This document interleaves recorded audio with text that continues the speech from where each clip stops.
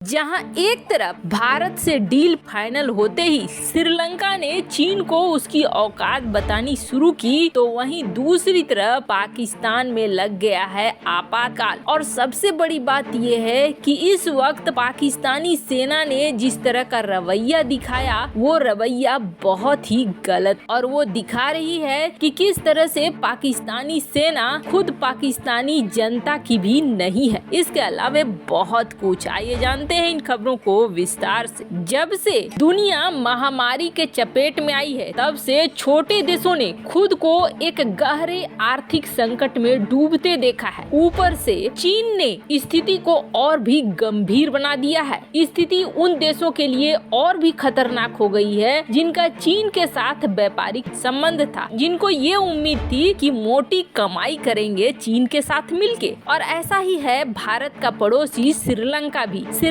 भी चीन की हरकतों का शिकार हो गया, और अब श्रीलंका के सामने अंधेरा छोड़कर कुछ भी नहीं है। चीन ने आर्थिक आक्रमण किया, घुसपैठ किया, और इसका श्रीलंका बन गया। बीजिंग श्रीलंका को चाहता था कि वो दिवालिया हो जाए और पूरी तरीके से जाल में फंस जाए चीन के, और हुआ भी यही कि श्रीलंका दिवालिया हो गया और चीन के जाल में फंस गया। लेकिन अब भारत के साथ संबंध फिर से सही हो रहे हैं और चीन के प्रति श्रीलंका का नजरिया बदल रहा है। चीन के खिलाफ एक तरह से कहें तो धीरे धीरे आम जनता में एक क्रांति चुपचाप चल रही है। श्रीलंका के बिगड़ते हुए हालात को देखते हुए देश का एक राजनीतिक वर्ग ऐसा है और उसके नेता ऐसे हैं जिन्होंने खुलेआम चीनी राष्ट्रपति शी जिनपिंग को कोसना शुरू कर दिया है और ये कहना शुरू कर दिया है कि जिनपिंग के जाल में हम फंस चुके हैं। कुछ सांसदों ने एक 6 पन्ने का 45 पॉइंट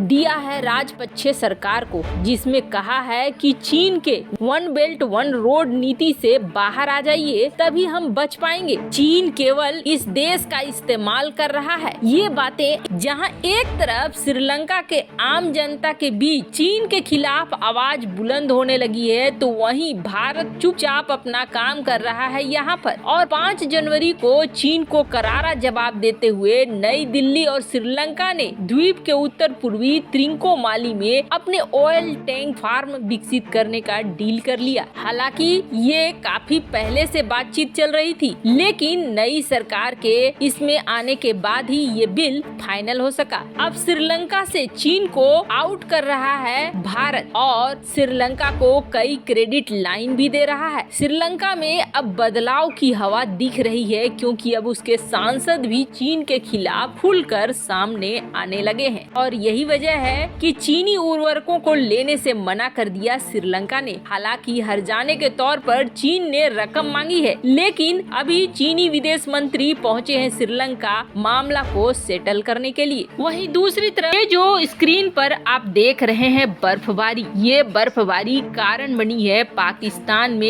इस वक्त आपातकाल लागू होने के, और इसमें सिर्फ कारें ही नहीं पड़ी है, इन कारों के अंदर वो जिंदा लोग भी थे जो अब धीरे धीरे या तो अपनी आखिरी सांस ले रहे हैं या फिर ले चुके हैं। और इससे भी बड़ी बात ये है कि पाकिस्तानी सेना का रवैया यहाँ बहुत गलत दिखा। ये बिल्कुल भी प्रोफेशनल तरीके से नहीं दिखे, जिसके बाद दुनिया भर में अब आलोचना हो रही है पाकिस्तान की, और पाकिस्तान के बारे में जो इंडेक्स कहता है वो सच साबित होता हुआ दिख रहा है। आखिर क्या हुआ है इस जगह पे? ये जगह मूरी के नाम से जानी जाती है, जहां अचानक से आपातकाल लगाना पड़ा है। तो पाकिस्तान में कुछ ऐसा हुआ है जिसके बाद पाकिस्तान के मूरी में आपातकाल की घोषणा कर दी गई है, और एक रात में ही पूरा यहाँ का सीन बदल गया है। एक बहुत बड़ी दुर्घटना यहाँ पर हो गई है। ये जो देख रहे हैं आप, ये है मूरी शहर, पाकिस्तान का ये शहर जहाँ पर्यटकों को देखने के लिए बहुत सारी चीजें हैं, और पाकिस्तान इसे बहुत ज्यादा प्रमोट भी करता है ताकि यहाँ पर पर्यटक आए और कुछ कमाई हो सके। वैसे आपको बता दें, अंतर्राष्ट्रीय इंडेक्स ये कई बार कह चुके हैं कि पाकिस्तान बहुत खतरनाक जगह है, पर्यटन के मामले में पर्यटन करना नहीं चाहिए पाकिस्तान में, लेकिन फिर भी पर्यटक नहीं माने और इस मूरी शहर में पहुँच गए। मूरी शहर में दरअसल कोई व्यवस्था बोलकर चीज नहीं है, इंफ्रास्ट्रक्चर वगैरह कुछ नहीं है। हुआ ये कि इतना भयानक यहाँ यहाँ हालात बन गए, मात्र कुछ घंटे में शनिवार का दिन काल बनकर आया और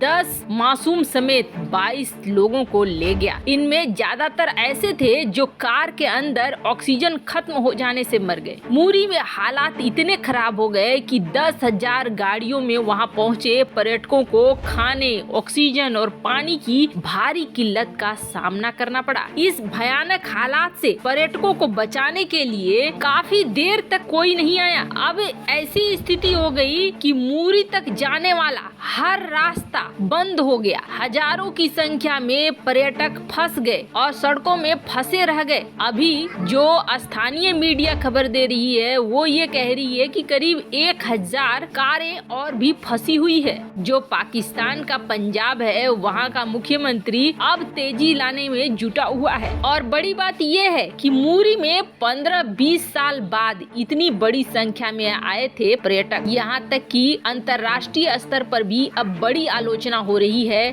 कि पाकिस्तान का न तो प्रशासन तैयार था और न ही यहाँ इंफ्रास्ट्रक्चर वगैरह तैयार है। ऐसे में ये पर्यटक दम घुट कर फंसे रह गए, चिल्लाते रह गए, चीखते रह गए और इन तक मदद नहीं पहुँची। कुछ वाहनों को निकाला गया, कुछ तो अभी भी फंसे हुए हैं और ये सब कुछ हुआ भारी बर्फबारी के बीच। इस बर्फबारी में बचा नहीं पाई पाकिस्तानी सरकार पर्यटकों को। अब उससे भी बड़ी बात ये देखिए कि जहाँ पर ये हादसा हुआ है, कहा जाता है कि मुरी जो इलाका है वो आधा से ज्यादा तो सेना के कैप्चर में है। मतलब यहाँ सेना के बेस हैं, सेना के कैंप हैं, मिलिट्री कॉलेज हैं। आप देख सकते हैं मैप में army school of logistic, military college, CMH मुरी तो आधा से ज्यादा पटा हुआ है सेना पाकिस्तानी फौजियों से। लेकिन इससे कुछ ही दूरी पर ये सब कुछ हो रहा था जहाँ कार बर्फ में फंसी जा रही थी। अंदर बैठे लोग ऑक्सीजन की कमी से दम घुट रहा था, चीख रहे थे, चिल्ला रहे थे। लेकिन यहाँ बचाव के लिए सेना नहीं आई। सेना जब तक पहुँची तब तक बहुत देर हो चुका था और कई जाने अभी और भी जाने की बात कही जा सकती है, देखी जा सकती है। जब फाइनल रिपोर्ट आएगी तब पता चलेगा कि ये हादसा कितना बड़ा हादसा हुआ है। लेकिन इतना जरूर है कि अंतर्राष्ट्रीय स्तर पर पाकिस्तान ने सिद्ध कर दिया कि उसे ऐसे ही नहीं कहा जाता है कि सबसे खतरनाक जगह है ये पर्यटन के लिए, यहाँ जाने से बचना चाहिए। वैसे आपको क्या लगता है,